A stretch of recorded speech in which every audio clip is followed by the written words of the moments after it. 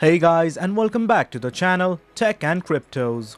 In this tutorial, we're gonna look at how to log out or sign out of your Framer account. Now let's begin. On any browser of your choice, simply type framer.com and hit on enter right now.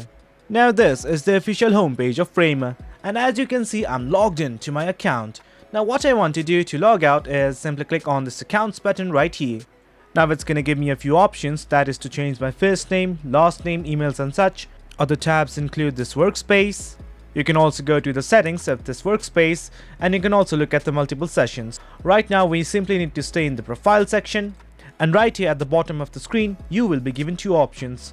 That is to sign out and delete your account. Right now I want to sign out, so I'm simply gonna click on this button that says sign out. And there you have it guys. You are signed out of your Framer account. Signing out is as easy as that. Hope you guys found this video informative, and for more content like this, do remember to hit like, share and subscribe. Thank you.